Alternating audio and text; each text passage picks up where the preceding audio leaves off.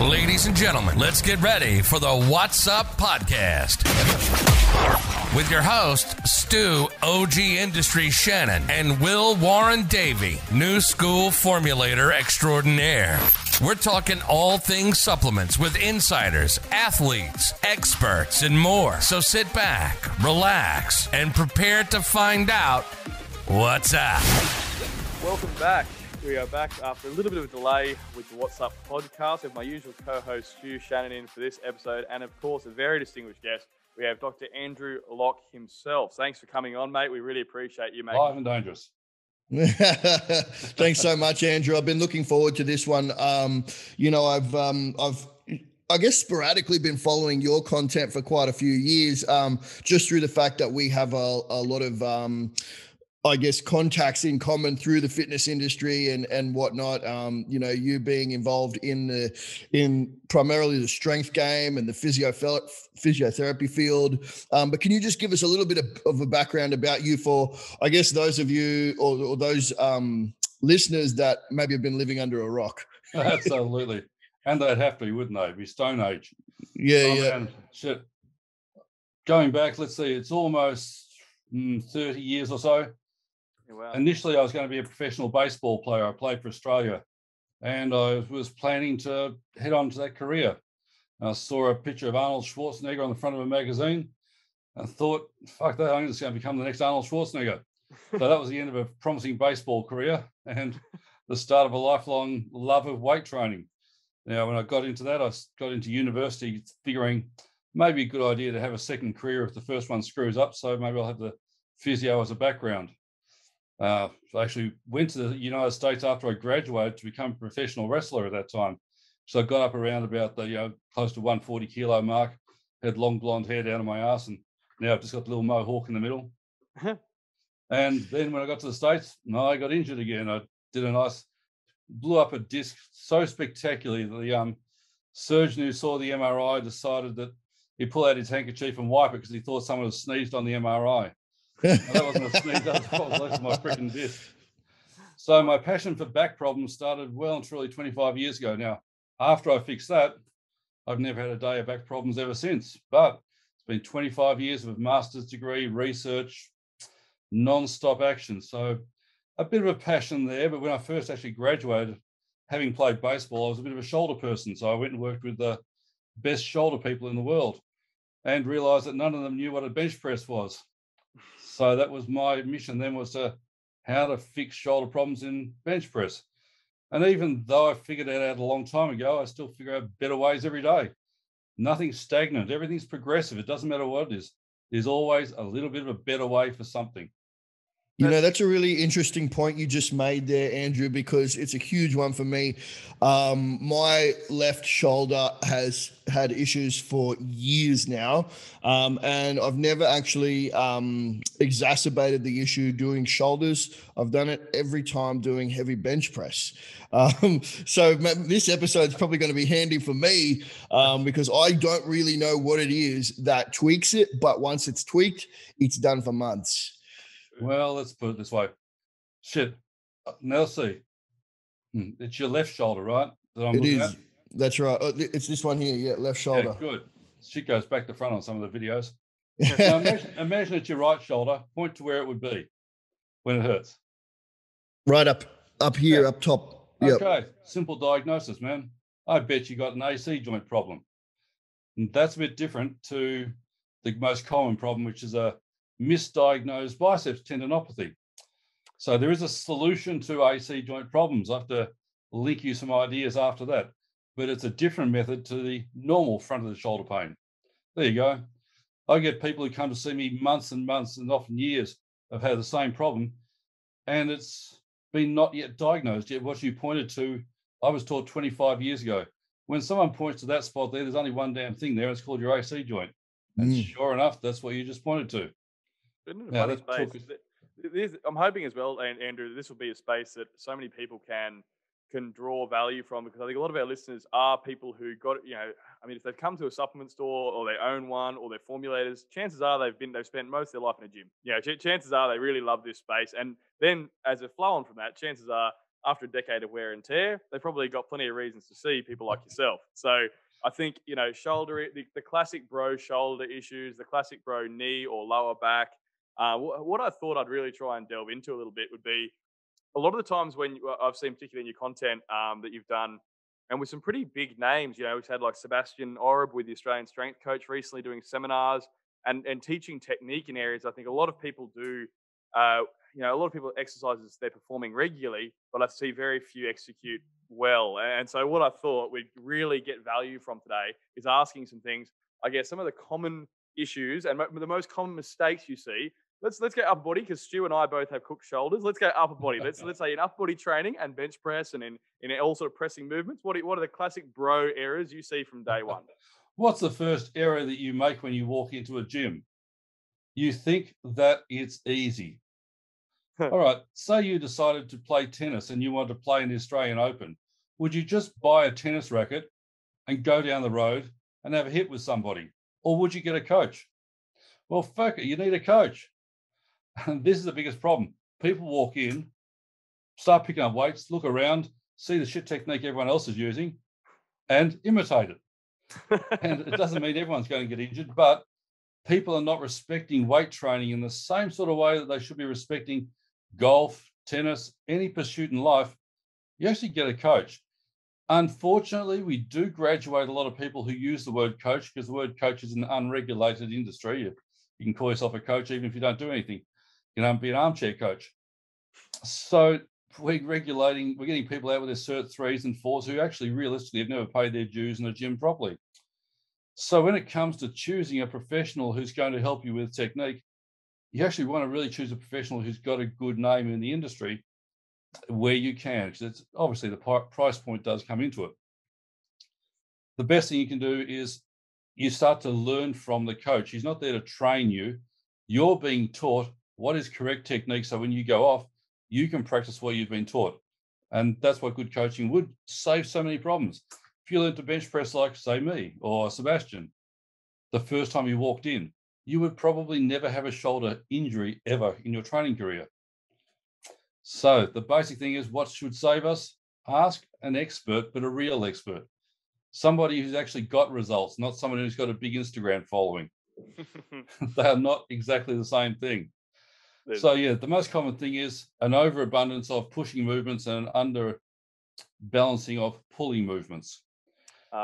Yes, this is a big, and I think this is one that I found particularly through a different way. Actually, I sort of came across it weirdly enough, but I found that postural imbalances, particularly from, I guess now a lot of very common things again. A lot of people here running this are business owners, people who are, again, doing a lot of admin, back-end work. We're all on computers, we're all on phones, we're on screens, where, everything's forward. And it's I heard a long time ago a quote that I thought was interesting, where you should be able to row what you can bench. And I always, in the world. Classic. And I thought, that's what happened. Yeah, but I wonder how many people can row what they can bench. And when you ask people, it's always, what can you bench, what can you overhead press? But no one's ever saying, how well can you contract your scaps? It's an interesting conversation. So I thought I'd get your opinion on, I guess, in an ideal world, how would that look like for the average, gym bro who's trying to look at, they're training 4 or 5 times a week, trying to get a good balance, good balanced musculature without falling into any, early pitfalls. How would you look around trying to, a good balance between pushing and pulling? How do you like to get people into that? Well, to give them the good news, if your row is as good as your bench, that means you've got a shit bench. All right, they're very different movements requiring a lot of different things. What we tend to say as an advocation is, for every pushing set you do, you should have a pulling set. If you work with that sort of balance, you're going to be looking after yourself pretty well. Most problems occur because of the basics are wrong. And the base, is actually how the body works. The body works from the center outwards. So your body stabilizes from the spine, enable for you to put your hand in space where it has to go to reach something. So the simple act of reaching for a cup of coffee, for example, starts at the spine where your scapula sets up stability for the glenohumeral joint to move from, to extend the elbow to place the hand around a cup. Everything starts in the middle. And that's a lot of what we miss, is people training the peripheral musculature in isolation without using complex movements that involve proximal stability. And that's a lot where your rhomboids go, because realistically, let's look at our pecs. They're attached to our rib cage. They're not attached to the spine.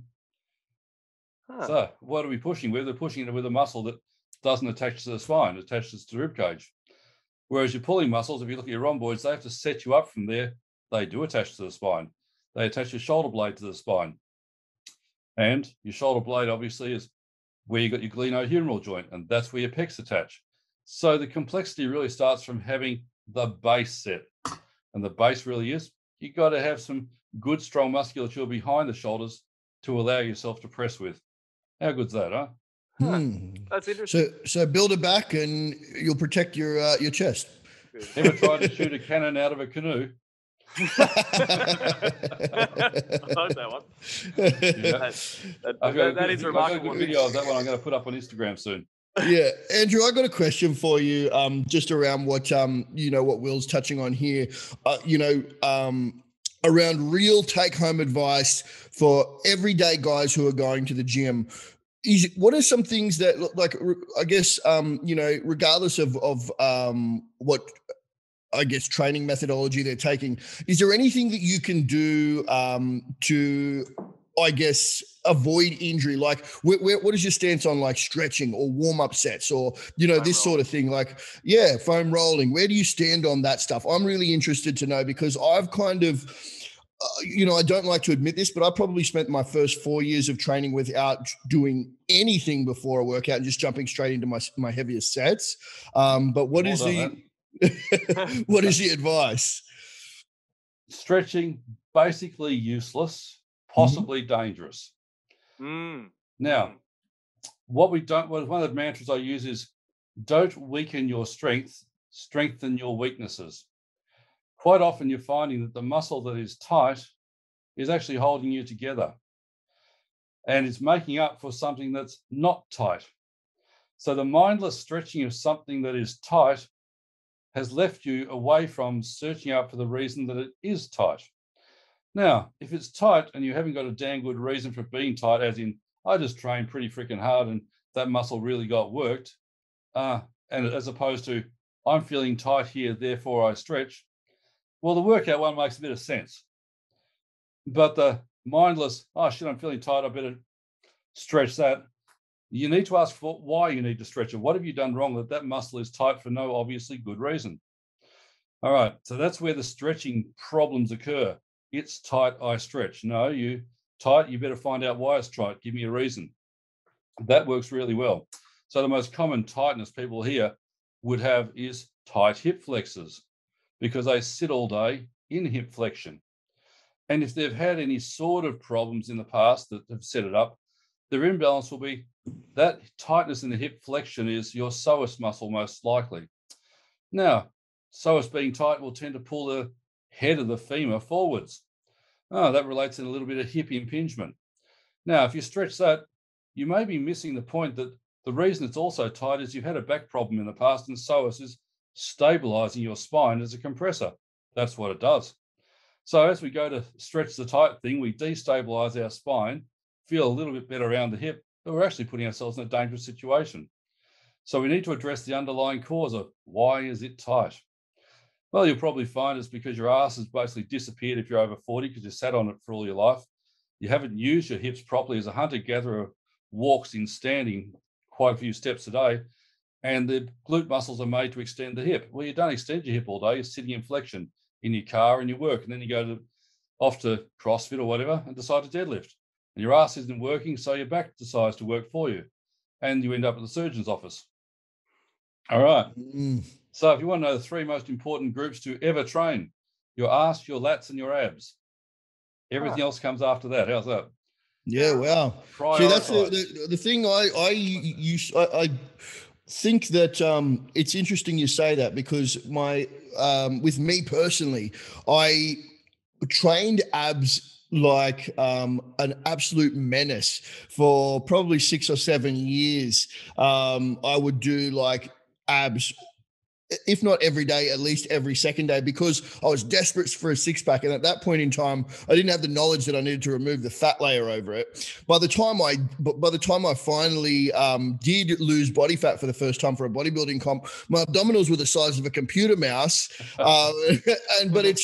I've never had any of those central core sort of structural issues, which is, I guess, a blessing from all those years of ab work that I did tirelessly. There you go. You got it. You worked one of the three most important groups. Spot on. You gave priority, and then you stopped eating double quarter pounders and fries. Potent combination. That's a really good place to highlight, because I think we actually brushed over a little bit there. But what you said is quite important. I think glutes are a massive area. As I've gotten older and cared more about longevity, I found their importance more and more as the real foundation of that posterior chain. But I think the abs part, now this is something I didn't realize until a good mate of mine recently, who's a good 130 kilo lean bodybuilder, like a big human being, been training for a decade. He competes regularly. He's a mutant, right? He has recently had a massive back blowout, again, ending in surgery. And looking at him, you'd think this guy's a mountain of muscle. How does he ever have any injuries at all? His erectors are as thick as my quads, And you look at it and you go, and he's like, mate, what did it was putting on a sock. He put a sock on one morning, sneezed, and his back just exploded. And he said, what the surgeon said is he had this amazing satellite development, all this muscle in all of extremities, massive lats, and he had massive, everything was developed, but he hadn't trained core before. And he'd always thought,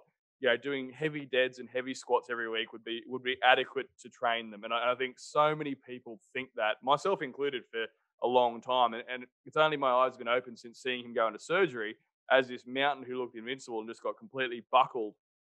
And you'd think logically he's squatting 5, 6, 7 plates. You'd think, sure, he must have a core, but he'd never trained it specifically, and it's what brought him undone. So I guess to make that really, really hit home that point, is it enough, do you think, mate, to just squat and bench and and dead, and that'll do your core training for you?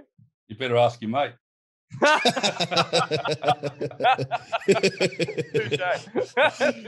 He's watching. He'll be listening to this episode in his hospital. You bastard. You set me up there. But it's so true. It's so common, mate. Like, I see this in so many people, like myself for years too. Like, the wake up call was getting the call from him in hospital going, I can't train for another 6 weeks now.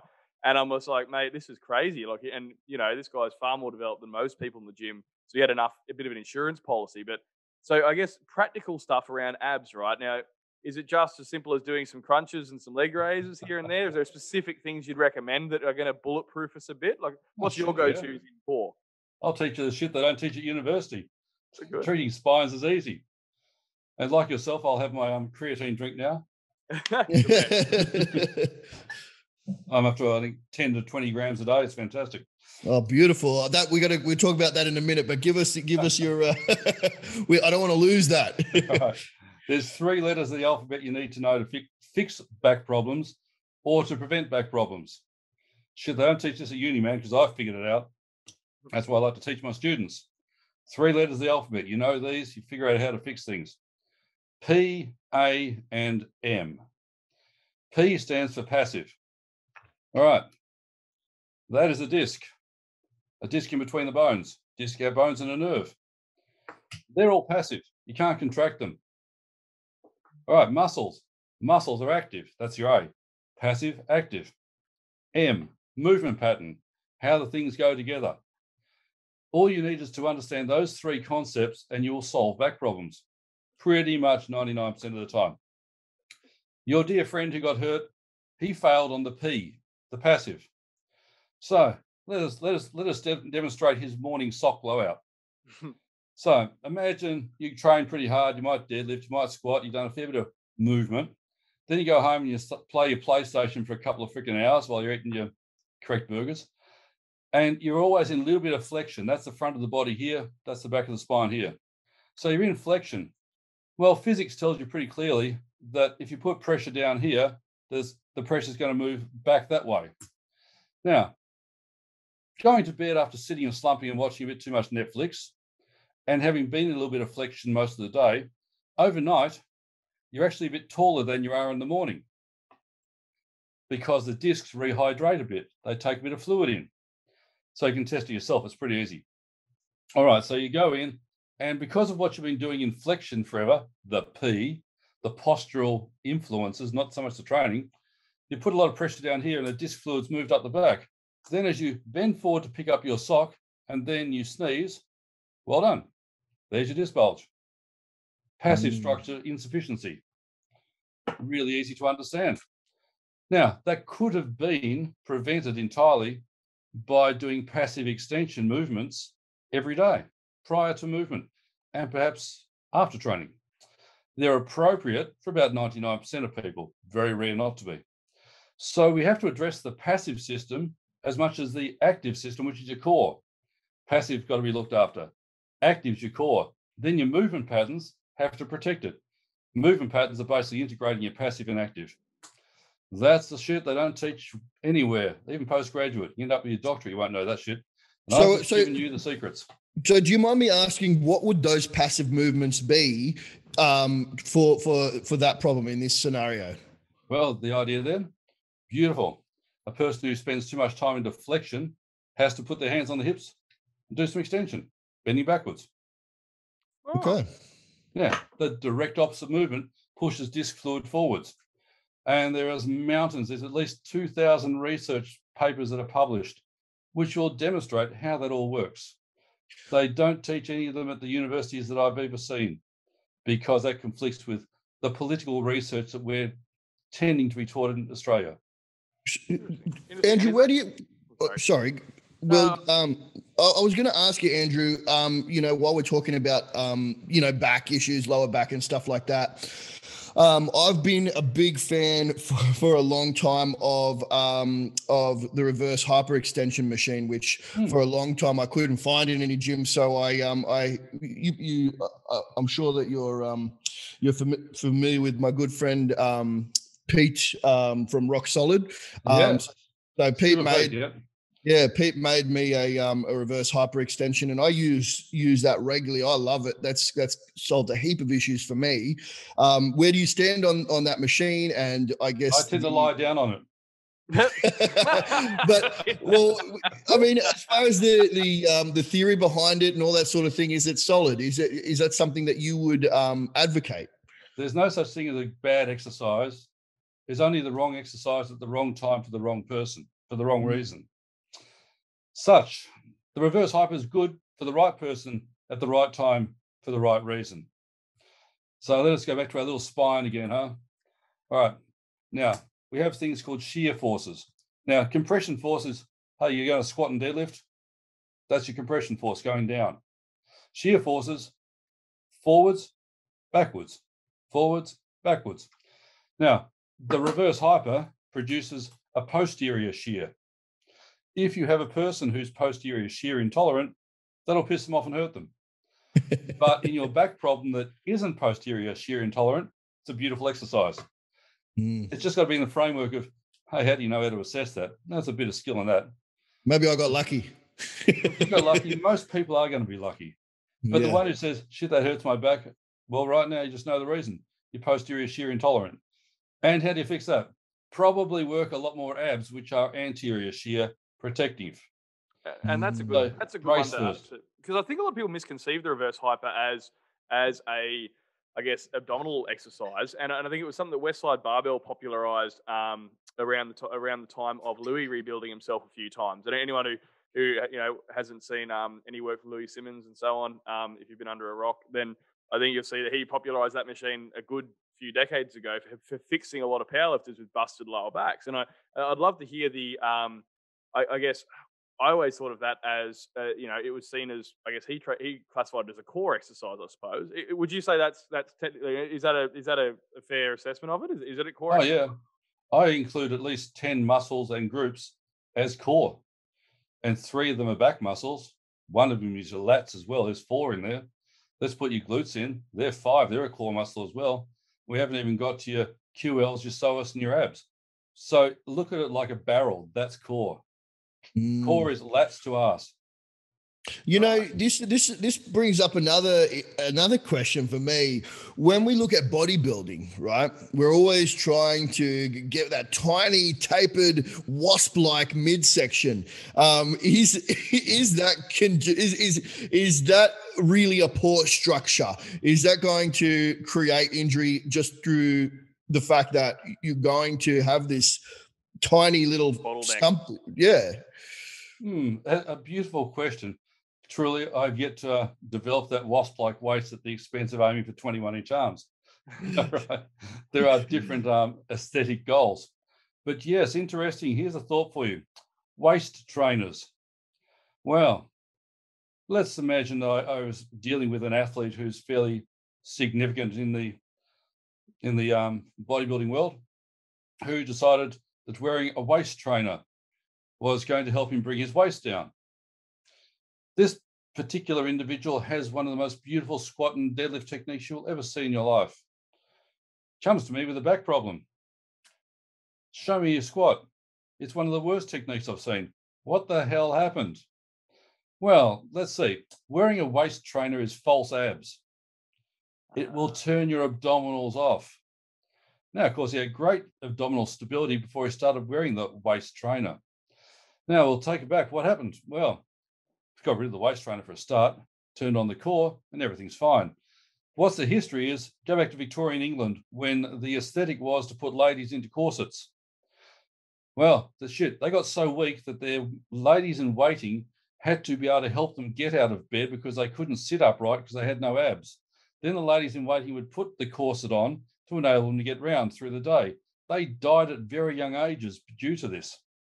So the waist trainer is basically an amplified version of the frickin' corset, which turned everyone's abs off a couple of decades ago and centuries. Forget that sort of shit. Yeah, get a small waist.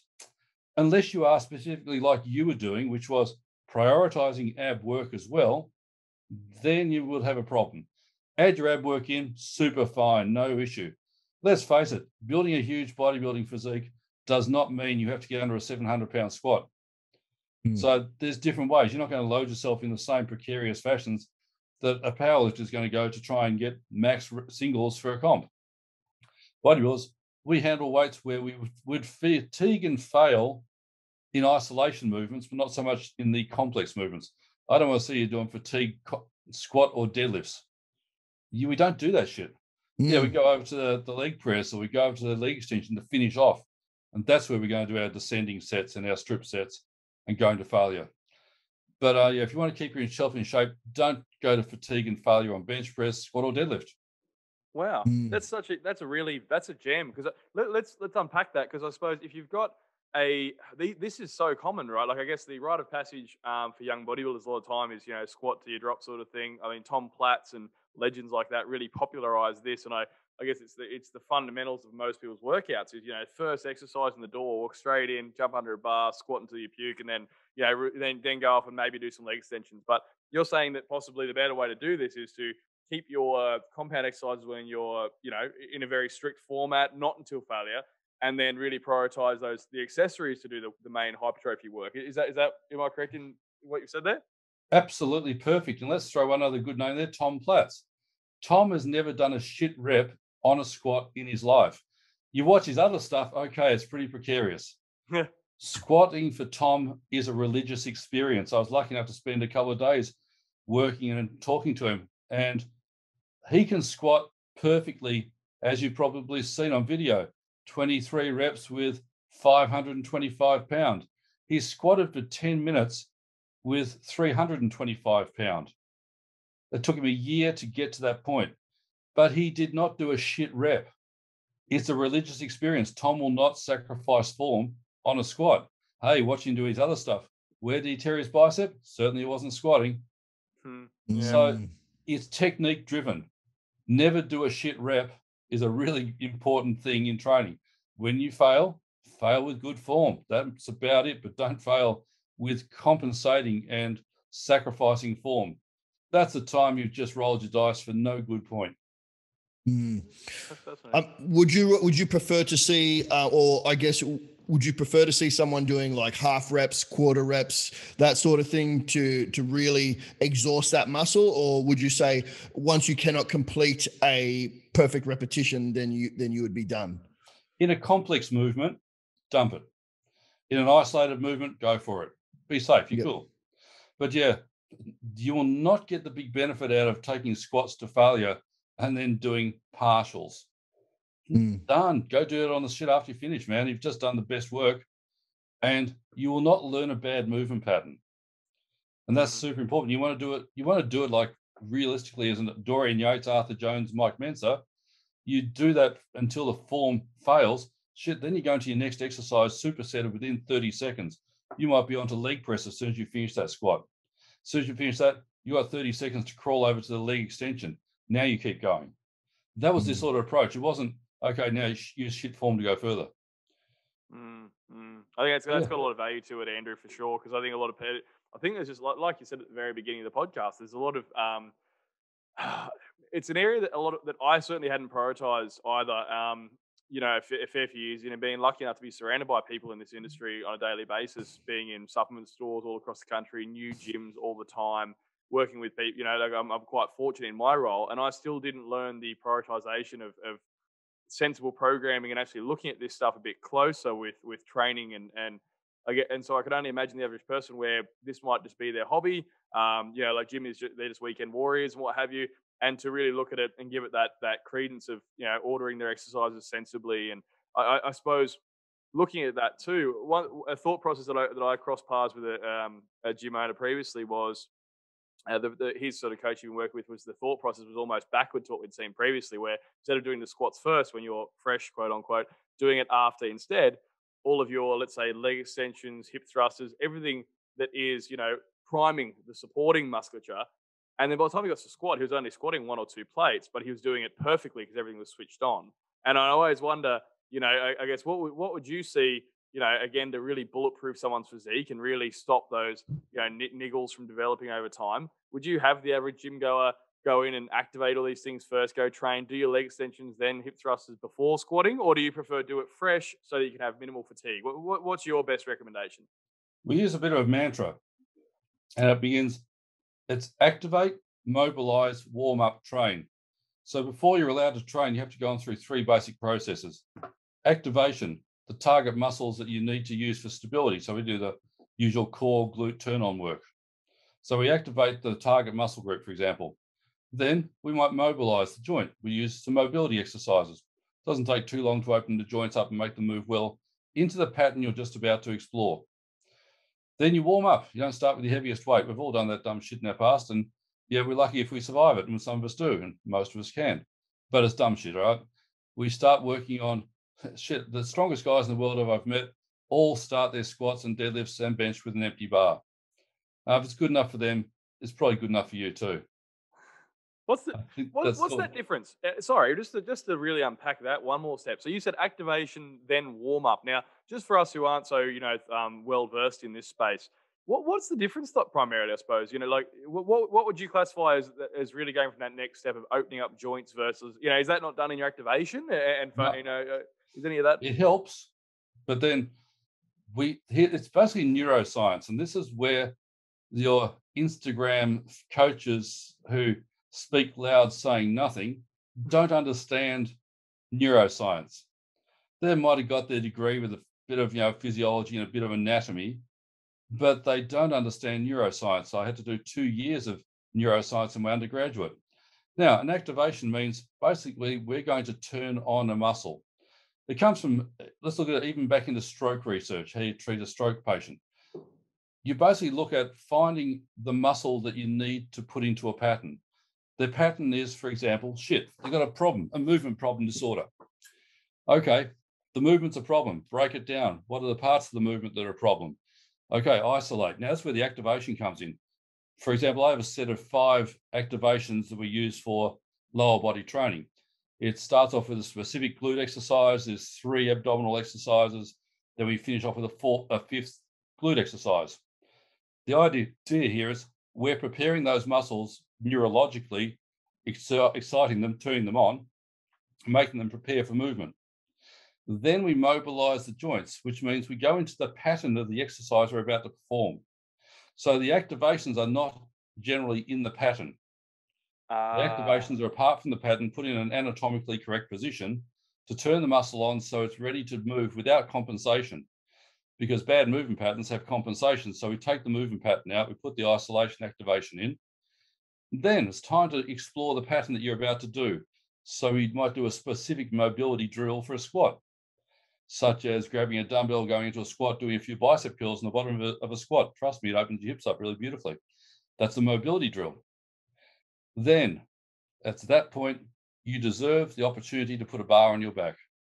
You put the empty bar on your back, and it better be a good rep. We don't do shit reps at any point. Your basic warm-up should look the same as your heaviest set. So we're using neuro-learning to teach you never to have a poor rep. You don't ever do that. Your body must only learn success. And that's how people squat 400 kilos, deadlift 500 kilos. They don't do crap reps on the way there. That's clever. I was fortunate enough to meet a very old, he held quite a few records in powerlifting. His name was Max, and by the time I met him, he was probably 80. And he was still deadlifting double his body weight. And it was quite remarkable. I was fortunate enough to have him in a... Mind you, he only weighed 30 kilos at that point. Yeah, he was deadlifting cans of Coke at that stage. But he had a red-hot crack at it still, despite being, well into... I think it was maybe 70s. Anyway, so what he always said is that his theory was somewhat opposite. It's weird. And I've heard some powerlifters perpetuate this as well. And again, a lot of, bro lifters and bodybuilders who sort of, I guess, aren't prioritizing remedial work a great deal, where they say the stiffness almost protects them and they find they need to go heavy before they can actually get into the range of motion. Let's pick, for example, squatting or bench pressing, where they'll, sort of wrap up knees nice and tight, throw a bar on, and they said, I can't access the range of motion until I get a weight pushing me down, or I can't bench press until I get a weight pushing me back properly. And I always thought this just seems really unusual, and they almost fear loosening their tight musculature. Like I've got guys, like mates that are powerlifters who refuse to get remedial because they're like, oh, it'll loosen me up, man. I'll be weak. And it's so where in your game plan does remedial work fit in? Where does the soft tissue work and manipulation? Is that only at the point of injury, or is that a regular thing for you? It's a bit of a choice of the individual. I do think that the hands-on work has great value. I don't do any at all. Haven't done that sort of stuff for 10 years. Because people don't come to me for that work. They come for me to solve why everything else doesn't work, and that's my job. The remedial work, it's a case-by-case thing. It's like we talk about the foam roller. Realistically, I think it's useless. But it has a point for the person whose psychological preparation involves getting prepared for the workout they're about to do. They might lie down on the ground. They might start rolling a few things out. They're getting away from the day that they've just had. They're starting to get their headspace into the fact they're going to do this. And it's more a meditative thing. And that's where I see those sorts of things work. Sometimes that's what the stretching is doing. It's actually not physically something they're really attacking. It's more, okay, I'm preparing to work out. I've got to forget the rest of the day. I'm starting to tune my mind into what I'm doing.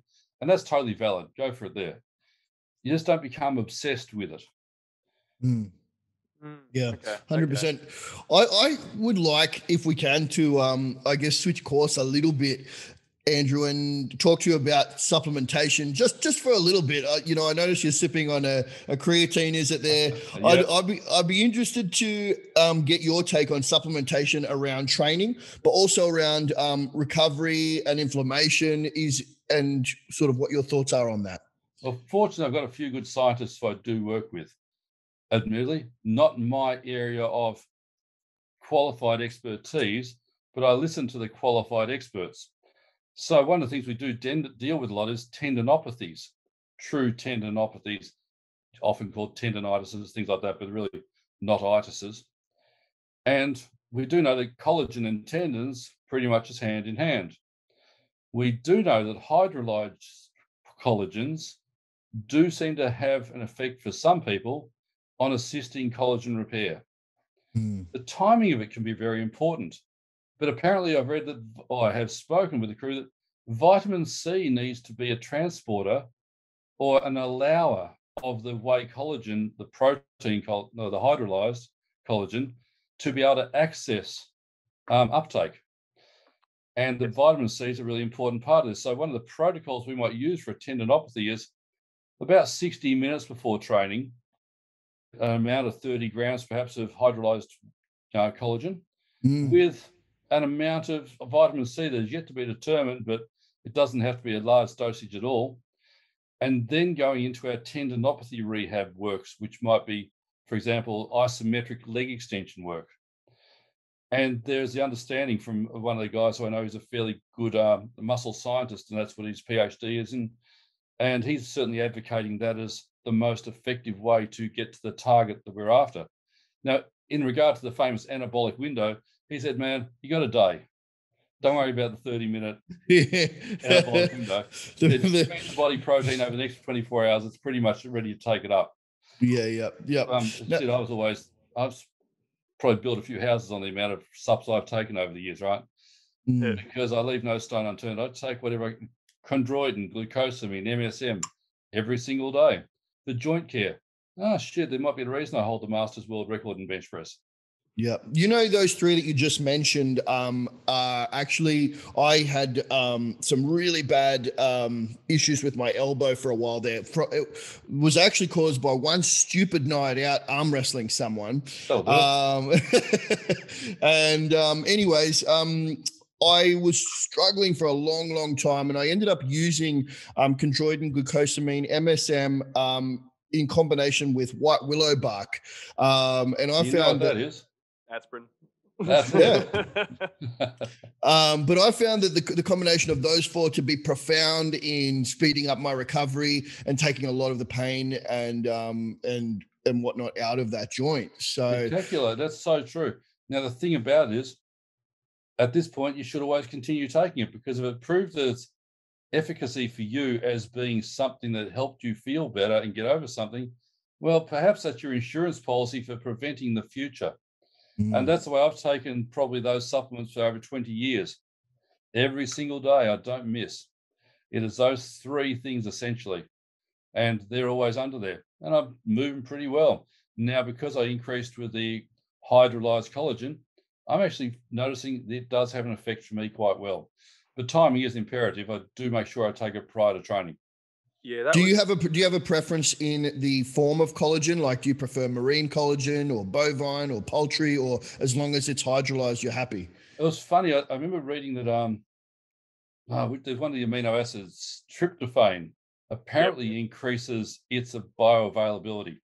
So I was just simply looking at the one I was using as a brand out there that had hydrolyzed with an amount of tryptophan. So that was the one I bought. And I think it was, I don't know, I don't even know what the source was, but I just remember it had that combination, and I was happy with what I really felt was effective.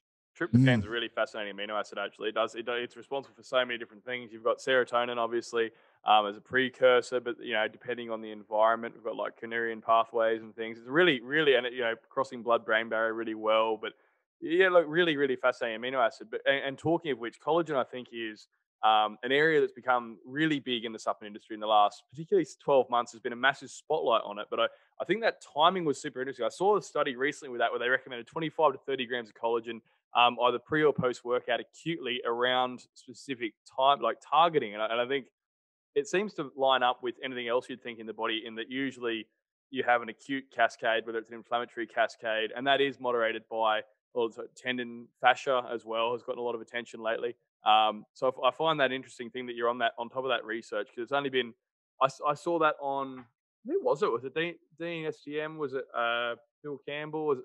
So I saw the infographic recently with that study and started reading that, and I didn't realize before that you had to acutely time your collagen for it to be relevant to an area. It seemed too good to be true. You could do targeted, with the protein intake. It's like saying, it just seemed really quite, like a bit like, but read the paper, checks out. So for anyone listening that's sort of looking at collagen lately, supplementation wise, that's a good take home. 25 to 30 grams within, I think it was an hour or so, pre or post workout. I can't recall. Well, I was recommended pre. Yep. Okay. Well, see, this is even just the fact that we're even talking about oral consumption of collagen now, and we've got, data to back it, is really exciting. Collagen's been around a long time. Like, 5 or 6 years back, people were still taking collagen, but there was a question to whether oral consumption of collagen was actually doing anything at all. So it's pretty exciting now to be able to see that and to have it back it up. But with your creatine, Andrew, you mentioned that you do quite a substantial amount of creatine. Like I know a lot of people will do 5 grams daily. Where do you sit on that and why?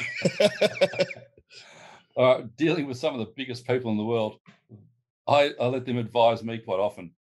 And when it comes to creatine, basically some of the more successful large people I've spoken to are all saying 10 to 20 grams a day is what they do. Now, they've obviously got nice gastrointestinal tracts that are happy to do that. I have no issue with it. And I think for some, if we look at it cell volumizing, that might be quite useful in preventing injury as well. Because there's a few things where people tend to find that certain, I think even some of the anabolic crew talk about different things that they take that they feel dry them out too much and make them actually a little bit susceptible to injury. It's an interesting correlation that you hear from different parts of the world. They tend to say the same sort of things, but there's no scientific study that I see looking at that. No. So I look at cell volumizing as perhaps being somewhat protective.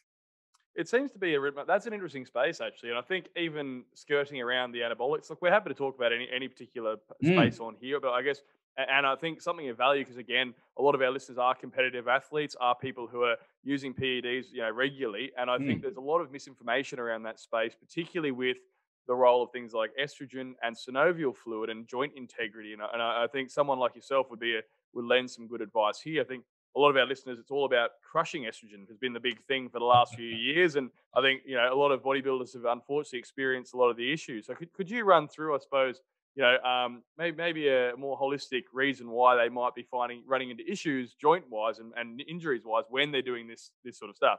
Well, there's a really good part here, which explains a lot of problems that quite a few females have had over the years. And it's that they tend to get sacroiliac joint or lower back pain. Realistically, when you start to look at the history, you start to realize we do have a sacroiliac problem. Sacroiliac joint is a big joint. It's a fucking huge joint, right? That's that this big area here. That's a big area, and that's a joint where it comes onto your pelvis. Now, of course, females during the period time, the hormones actually increase enough that there's a decrease in collagen strength. And that's why we're seeing a lot of AFL playing females who are getting ACL injuries during period times. Super interesting. Now, that means your weight training female who's doing Bulgarian split squats in her program at that time of the month feels shit and may be hurting. Is because the sacroiliac joints then are actually in a really bad position in a Bulgarian split squat. Probably the worst exercise in the world. We don't need to do that one, right? But if you take them away from that the unilateral work, single leg work, for the period of time where they're actually having problems, you put them into squats, you put them into deadlifts, put them into things on their 2 feet, they feel great. Unilateral work pisses them off. Now, outside of the period, we can go back to unilateral work again. And that relates to exactly like saying hormonal influences upon collagen. Yeah, 100%. And you see, you're right, Will. I've seen so many guys do exactly what you said. I was probably 4 or 5 years ago, I was talking to a guy who was just having so many issues. And he told me about all the compounds he was using, and included in there was 3 different aromatase inhibitors. And I'm like, what are you doing? He's like, I want no estrogen and just testosterone to the max. I'm like, you do realize there is a purpose for a man to have estrogen in his body, right? Oh, it's phenomenal, mate. It's such a powerful hormone. I've actually spent a lot of time trying to educate. Like, I've made I've released sort of an estrogen support supplement previously, and I think a lot of my education was around guys, and I think the misconception of it as being, hormone they just want zero of, crush it, but it's got so many things from. In the neural space, you've got like monoamine oxidase, like MOA inhibition, so it helps with breaking down of catecholamines in your brain. It helps with short-term memory, long-term memory. It'll help with joint integrity with its role in synovial fluid, the actual like cushioning in your joints. It helps with anabolic properties. If you want to actually grow, you need estrogen. Like, it helps with so many areas, and people just completely cook it. In our industry in particular. guys just get really liberal with their AIs, and it's remarkable when they're like, oh man, I blew. You always see them 2 weeks out from comp when they've dropped in letrozole and Arimidex, and they've got zero estradiol at all, and then that's when they're popping pecs and pulling tendons. It's quite clear, isn't it? It's a little bit of information. It's a little bit too much information for some people. Yep. Yeah, there's a balance that we need to assume, and I always say, look, if you ever see somebody who's really a balanced individual in life, that means you'll never have heard of them, because they'll be a bit shit at everything. They won't be good at anything. Andrew, I want to ask you quickly about a supplement that I am quite fond of, and I think that you and I probably got onto this one at around the same time. It's made by my good friend Mark Taylor, and it's the supplement called Dream. I've seen you do a review on Dream, and I know you're a fan of that one. Massively. You still using it? I only use it when I need to use it, and I sleep spectacularly well. So I go to sleep. I'll have 8 hours anytime I want. Simple, no problems. But there are times in life and pressure where I am going to train late at night, and I have great late night trainings. Trouble is, I'm not going to go to sleep then. So that's when I'm using Dream, and I love the darn stuff. I almost don't like the fact I sleep so well, because I'd rather take Dream because I get great dreams out of it. For me, it's such a nice thing. I like dreaming, and Dream actually gives me really weird dreams. Well done, Mark. Whatever you got in that thing. But I think it's the most sensational thing. They are the dreams that you have on it are quite profound and strange, aren't they? I've noticed the same thing on it. I sleep fantastically well, but my dreams are vivid. They really are. And you wake up really good. There's no drowsiness. You wake up and you're actually really spot on. I had a couple of people who've worked in emergency services who have dealt with traumatic incidents, and they might come in and see me for something, and they are sleeping poorly. And I usually say, just try this, and universally they've all said thanks. I got to sleep last night for the first time properly in about a couple of weeks. It does seem to be able to help people de-stress.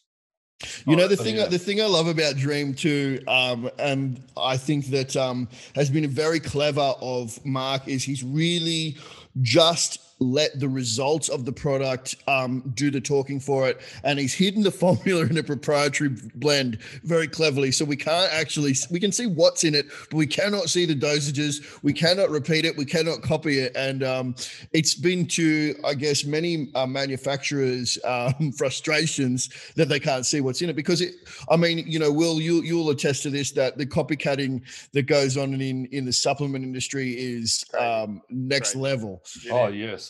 It's amazing, isn't it? Yeah, you got to be very careful with your trademarks and who's doing what. Follow the right ones. But yes, a great innovation. As we know, sleep's huge for recovery, for health. So that is something I always look at my clients with. I can be doing everything else right, but they need to be doing that part right as well. That's a good point, I think, because the holistic approach is, I think, where you see people who are the difference between someone who's good and versus great at their job in this industry, I find, are those who are looking at it holistically and they're looking at hormonally, how's our stress, how's our cortisol, how's our sleep quality going, as well as the nutrition and the training. It's all got to come together, right? And but that was an interesting one, because I hear this quite regularly as customer feedback, and I think a lot of the time our listeners are a lot of punters that are walking into sup stores, and sleep aids are becoming increasingly popular. I think because people have got so many stresses in their busy lifestyles now, that sleep is getting increasingly disrupted, right? And I think the big claim is dreaming. You'll see people going, wow, I am having these lucid, vivid dreams. And I think it's that accessing of actually getting to REM sleep, which you don't see often when you've got those catecholamines like your adrenaline, noradrenaline still floating around, your cortisol, you're swimming in a bath of it. And then you try and go to sleep, and you wonder why you have very light, broken sleep, and you don't ever access that deep REM sleep where dreaming actually occurs. So when you give them a sleep aid, they just spin out and they're like, wow, I've just had like the most psychedelic sleep I've ever had. And it's like your brain's downloading and backing up after months of no proper sleep. But that's a really, when you both mention that, I hear it from customers every day in sup stores, and they always freak out on it or think it's a really weird byproduct of the products. It's not. It's just interesting how few people get good REM sleep regularly, and end up with these crazy wacky dreams on sleep aids. Well, one of the things you look at there is you're talking about core training, and we're talking about core training for the brain there. What's the most basic thing that you do for recovery? It's sleep. Well, what's the most basic thing you do for your body in rehab? It's your core work for your abs and your back. So when it really comes into, it's an encompassing principle. The core has to be looked after or else everything else falls apart. So the core of the brain, it's your sleep recovery. And the core of your body, they're those muscle groups we have to work with. And you start realizing there's a unifying principle of core to basically everything. A pyramid doesn't stand so solidly without having a great base of support. Mm. Or if you flip it upside down, it really doesn't stand solidly. Yeah, I got to ask you about your just caught my attention there, and it's kind of a trademark for you. Is this chain and lock that you wear around your neck? Where did it start? Did you just go and pick it up from Bunnings one day and go, this will look cool? Is it because of your name? What's the story with the chain and the lock? Oh, you're going to get the real story then. You got this one? Yeah. Years of a little chain sort of break and look shit on me. So I went to Mexico at one point, and Mexico is very famous for silver, but I couldn't find a good chain down there. So I got back to Los Angeles, and it's July the 4th weekend. All the shops are pretty much closed, and I'm up near Sunset Strip, Santa Monica Boulevard. It's got a fairly heavy gay scene along there. The only shop that was open was a Leatherman shop. Fuck, I got a few mates to do that, so it's pretty funny. I walked in, and there under the counter were these beautifully polished chains and locks. I thought, this is what I've been looking for. So I had to buy it. Not long after that, I started getting a lot of social media content from fairly well-bearded guys wearing a bit of leather. And I was saying, what is this about? I've since found out it's actually an indication that apparently I'm a taken man, but by another man. There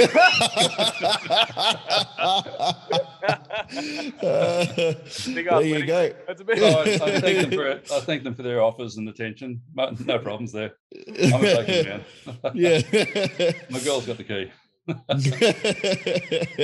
There you go. But obviously now I guess it's not as polished and shiny as that you originally bought. Is that do you have a variety of chains at home? Do you have different thicknesses? Do you just go down to Bunnings and buy chain here and there? Yes, how does it? Absolutely. Yeah. So it's just yeah. All right, there you go. So that's what it is. All right. I thought, Stu, sorry, could I jack in? Because I thought, I know I've got to be conscious of your time, Andrew. I know you've got to practice there to service, but I did think, seeing as this whole central thing of the entire podcast has been core, and I think we mentioned passive movements. We sort of went through what they look like with the stretching and so on, in the opposite direction of our posture, but in I guess frequency and how do we implement this in a regular person? Because I reckon our listeners will get so much value if they walk away from this podcast, go to the next gym, and in their warm-up, they throw in some core. But I don't think they have any idea how often to do it, how much to do. What's that look like for you? Just so we've got some really practical take-home tips so people can walk into the gym tomorrow and start actually helping themselves. All right, there's an exercise called the clams, which is universally wrong, okay? The clams was invented about 100 years ago, and it's been dead wrong ever since. I corrected it about 15 years ago and anatomically made it correct. So it's called the lock clam. Best thing is, go to my Instagram page at Andrew_lock_strength, and there will be a few tutorials there which will show you simply how it's performed. That's part of the most important hip health you'll ever have, plus lower back health. There's a relationship there which just comes through a thing called arthrogenic neuromuscular inhibition. That's another day, another hour. But we do 25 of those on both sides, 2 sets. Then we do a front plank, and a front plank done properly, not a hanging out with the boys at the footy club plank, an actual proper plank, which there's a good instructional on that. 2 30-second front planks, 2 15-second side planks, a set of 10 shoulder taps to each shoulder. That's in the push-up position on the hands and toes. You've got to be tight with those. And then we do 10 hip extensions face down. There's a couple of videos on my Instagram there that go through the whole series. Takes about 6.5, 7 minutes to do. They're your 5 basic movements, which then set you up for pretty much all lower body training. That's your basic core work that you should do twice a day, regardless of whether you go to the gym anyway. That's your active muscle system. The passive one, like you mentioned, is the hands on hips, bending backwards for the right person. It's not universal like everything else isn't universal, always cleared by the medical professional who checks you on these things, or you can read a bit about the McKenzie protocols. That's where I first learned it from him. He was a specialist back in the 60s, and his work has always been truly validated and correct. He died quite a few years ago. Should be 20 years now. But there is an institute. McKenzie's approach, there's a book called Treat Your Own Back. Beautiful. It's all based just around the passive work. So anyone wants to know it, probably a good way to get to it. I put a little video on my Instagram every now and again, but for a bit more information, you learn it there. And then that's pretty much where we also then integrate our movement patterns. I'm going to teach a 2-day spinal course for professionals coming up in about August onwards. So every state I'll get to, we'll have a 2-day course where I'll teach the whole thing and how it all puts together. Fantastic. So that information about that will be going up on your Instagram page? Yeah, Instagram's about all I use. So that'll be there. And beautiful. Keep in touch on that, and I'll advertise when the dates come up. They're brilliant. I think that's something that I think a lot of people would benefit from. Like you said, if we can't afford a coach regularly, or it's not something that you've ever taken too seriously, I think these sort of seminars. We're lucky enough to interview some people like Luke Lehman with Muscle Nerds, who've done some Poliquin era work in these sort of spaces. And I think if nothing else, going to one of these seminars and getting in-person information on your lifting, anyone who's listening, is a phenomenal resource. You don't often get a chance to access this level of education. So we'd highly recommend when those notes come up, keep an eye on Andrew's socials for some dates there. And I think those sort of practical tips of, the clams, the planks, doing shoulder taps before every workout. Was that before every workout? Sorry, Andrew, I missed that part. It's twice a day, every day, unnegotiably, and that's always done before your workout as well.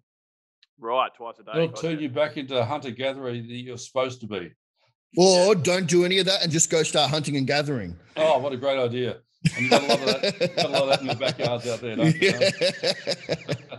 Yeah, mate. Look, I am so thankful we pulled out some really practical stuff. I think we had some great supplement tips with the collagen, with the increase in the creatine dosages. We went through some very, outside the box ways of looking at fixing things like back problems by doing abs and looking at hips and instability. I think we really pulled a lot out of this one. So look, I'd love to in future have you on for a part 2 to go to sort of, I guess, probably closer to these seminars we're doing and hopefully sort of that'll work. But mate, thank you so much for dropping those knowledge bombs on us for this last hour. I really appreciate your time. Oh, totally a pleasure. Always great to catch up. Look forward to catching up over your way again sometime soon. When we'll you're get up over there again. We'll have to have you in to run us through how poor our cores are. Hey, yeah, how's that, huh? Beautiful. Thanks. Great to catch you both. Stay big, train hard. Yeah. Thanks, mate. Catch you later. Catch you out there.